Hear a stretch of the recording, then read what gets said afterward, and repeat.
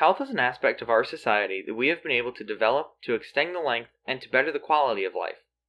Our society has put a major focus on this field, and we have been able to do many incredible things pertaining to health that makes a large impact on our lives. There are demographic factors that have an impact on our lives. These demographics group people with similarities so that we, as researchers, can observe the changes from group to group. With all these innovations, there arises differences in the quality of healthcare available to people with different demographics. These changes became very apparent as we spoke to a member of the community who has observed and experienced our findings. We spoke to Bill Shields, who has been a professor of biology at SUNY ESF for 40 years and is also in charge of the honors program at the college. I'm going to start off our interview by asking your name and your position at SUNY ESF. My name is Bill Shields. I'm a professor of biology, an emeritus professor, and I'm the director of the honors program at ESF. How long have you been at ESF? 40 years. Where in Syracuse do you live? Do you live in the downtown city, or? I live in the city, but I live just south of the cemetery. It's south of campus in what's called Outer Comstock neighborhood. Okay, and can you describe just the neighborhood that you live in, the environment, It's a mixed neighborhood in terms of race and ethnicity, and it includes some student housing and a lot of single-family housing. Are there any parks, gardens, recreational There's a facilities? small park that's around the corner from the house. Okay.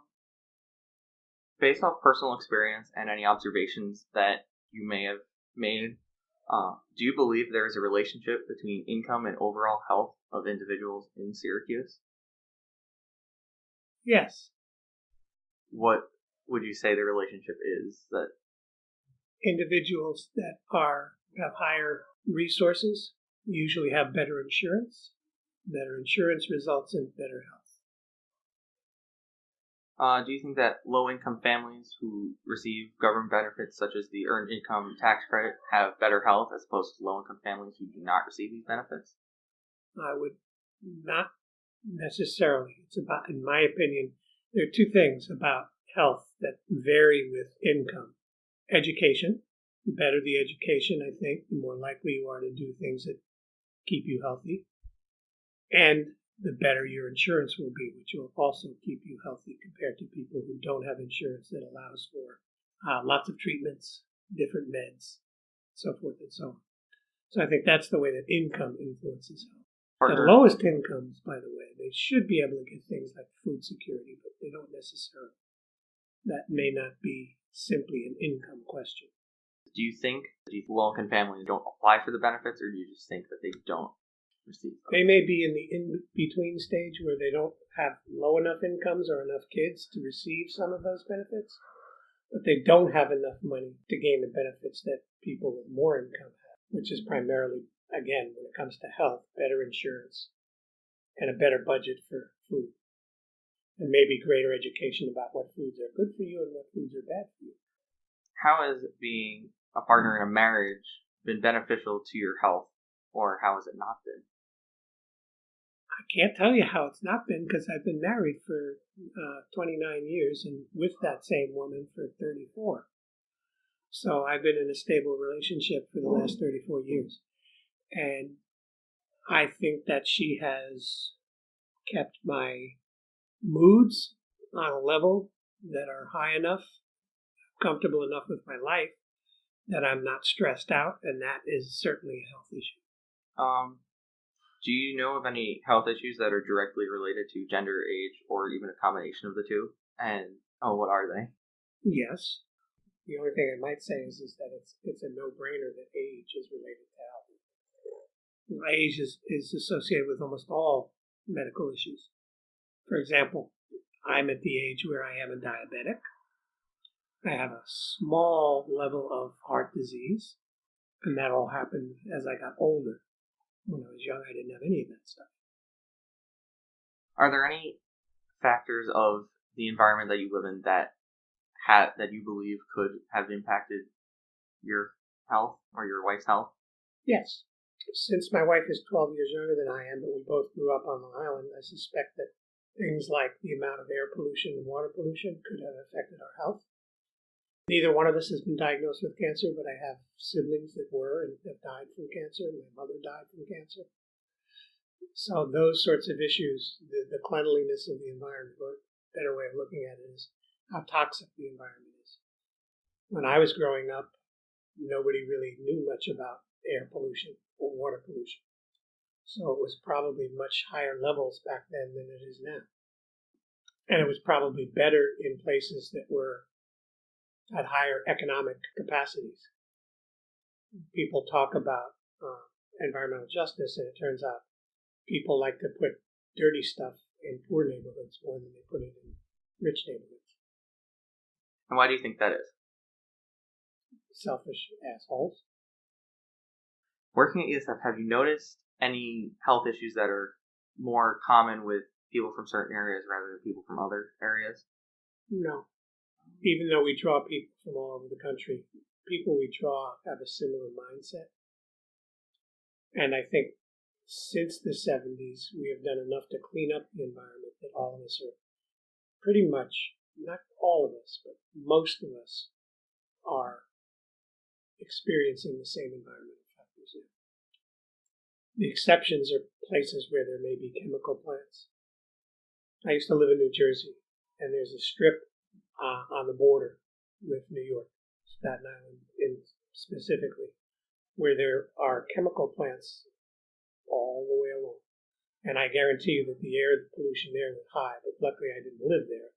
I lived 20 miles west of there. But I'd have to go through it, and you could smell the difference as you were driving through. So that's going to be true. But I think from those neighborhoods, which are usually poorer, we don't get as many students there from there. We get students from suburban New Jersey. Oh, no, watch this, okay? The time in which you live has a major impact, too. I was one of the last people in the United States of America to have polio when I was 6 years old, because it was the 50s when we finally eradicated that disease in the United States. The year after that, when I was in second grade, was the first Salk vaccine that was going on all over the country, in every school in the country. And then 2 years after that was the first drinkable vaccine. So I was one of the last people to actually have it. And both my mother and I had polio. She had much bigger residual problems than I did. Can you explain what maybe your opinions on how vaccines have helped with diseases such as polio, like how you think? That's a no-brainer, and it annoys the hell out of me when people talk about vaccines being bad for you. They didn't live at 6 years old, I was put into a hospital for polio patients, and we're isolated. Nobody can come in but the nurses and doctors. Not your parents, not your friends, not your family. So there's a 6-year-old who lives in a room. He can see his mother through a window. And that was the entire contact I had the 2 weeks I was in the hospital. And I watched people die. I watched them in iron lungs. I watched them become cripples. That disease is one of the worst diseases that's ever hit humanity. And it's been eradicated everywhere where vaccination is possible. And that alone tells you that vaccines are good if death and crippling are bad.